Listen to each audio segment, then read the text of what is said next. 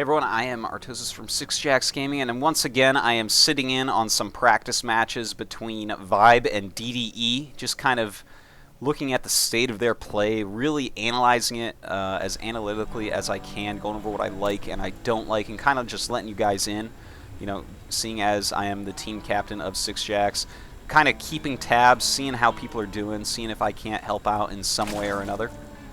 So it is Terminus, the biggest map in the whole wide world.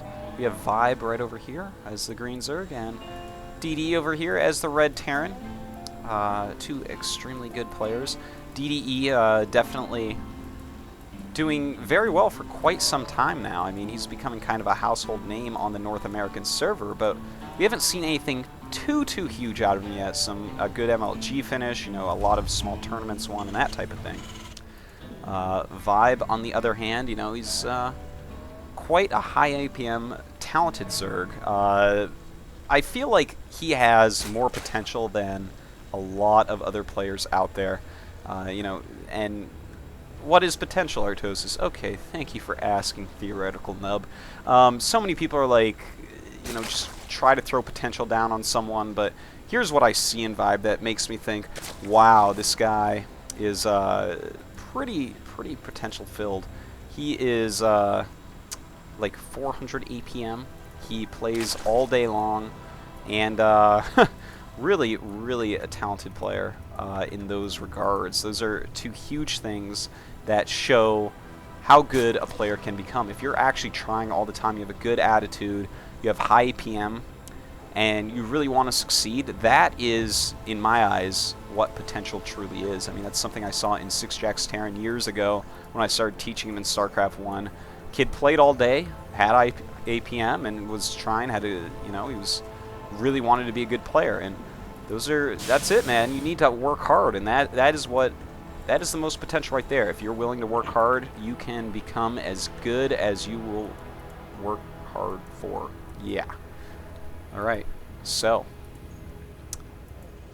let's take a little gander at what's going on. We do have the Tech Lab going up for DDE. Will we possibly see a Reaper? That's what I'm thinking. Interesting, nice little build there against any hatchery first play, and that's very common on this map. A Reaper build can be quite nice. Now, will he continue on the Reapers? He is still mining gas, so that is definitely a possibility. No gas yet for ViBE. Now, without the gas, no gas style, a lot of people calling it Spanish-Oa style, mass Reapers actually kind of own it. I mean, without speedlings, the Reapers can just jump up and harass everywhere. You're going to have to use your queens and slowlings and spines to defend, but that's pretty difficult to do. So he is getting a roach horn as he throws up the gas. There we go. So he realizes, okay, I don't want to just randomly die to Reapers. He did see the Tech Lab, and down comes the Reaper as second Reaper is being built while he takes this expansion, and this is perfect. He probably doesn't want the third Reaper. Might possibly make it, but the two should do quite well. Four lings are on the way, and taking out one drone already, and some nice micro here by DDE. I love the strategy choice. A couple lings are out on the creep. He's got to be careful about that. Gonna hop up into the main, perhaps. No, well, yeah, I guess he has to with four lings out down here, and then a slow queen. Where is that second Reaper? It is on the way right up here. And we're going to have to see if he can actually get any more damage done. No gas for ViBE quite yet. The Roach Horn is done, though. A factory on the way for DDE. And bam! Barely gets down. And now he's going to have to see, can he get some more cutting done? Ganton kills some more drones and does kill another one. Loses a Reaper, unfortunately. That Reaper a little bit far out from this one where he was really controlling. And looks like he may just go ahead and scout with this Reaper at this point. Well, oh, picking off a Zergling, very nice. I love this, man. I mean, look at this. He's doing his scouting. He's killing some lings. He's making lose mining time, getting a drone here and there. And all the time, while he does this and sees exactly what's going on, realizes, okay, no Zergling speed, maybe a few slow roaches. I can go ahead and expand and just bunker up and be safe. And he's making a siege tank. That's going to be awesome against any roaches. I mean, slow roaches walking across the map against a bunker and a siege tank, you can just micro and kill all of them. So DDE able to just pump out a ton of SCVs, get a bunch of gases going as well. You know, that's when you make a bunch of gases, man, you're not going to have as much units, you're not going to have as many barracks. It's it's going to be harder to hold things off, but he realizes because of those Reapers that he can take all these leads, and that's just a great understanding of how to play against a certain opening. DDE just constantly impressing me ever since I have joined SixJax Gaming with his just raw understanding and skill at the game. ViBE is going to have to work pretty hard to catch up to where he's at. Let's take a look at the worker count. 31 drones against 28 SCVs, 29 now. Pretty good there by ViBE, but definitely got slowed down by having to make the Roach Warren, making some Zerglings, losing some drones.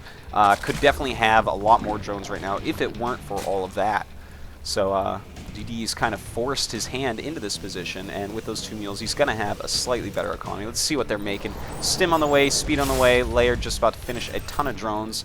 And, you know, he saw that there was an expansion by DDE. Now, I wonder exactly what he's going to do here. Is he actually just going to rush up to Baneling speed or something? Well, he's not getting a Baneling nest, so I don't think so.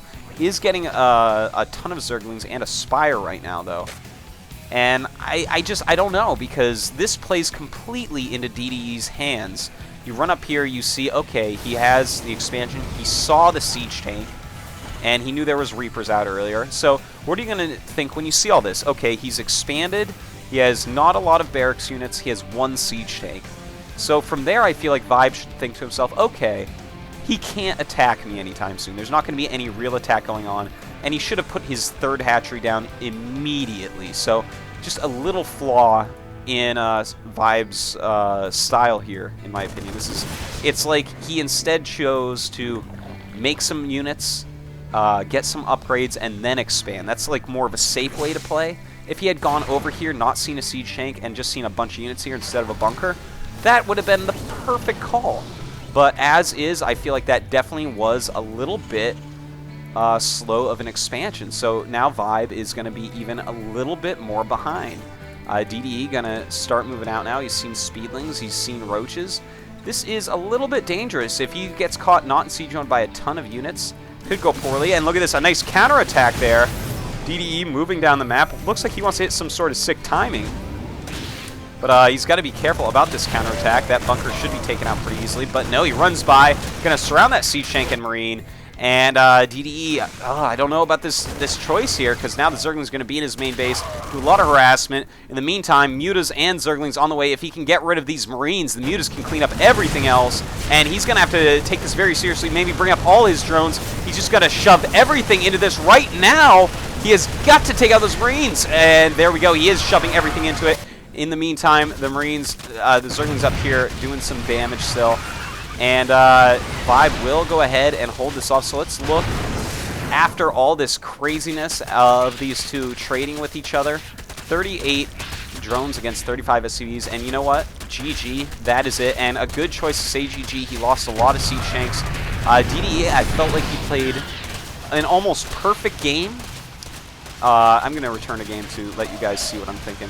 I felt like he played an almost perfect game until he decided to truly move out. A nice poke down to here, then back up, that's fine. But with that few Marines and Marauders and like 4 siege tanks, I feel like as he was adding the barracks, he was really powering up. He's like, okay, add a bunch of barracks, get a bunch of units.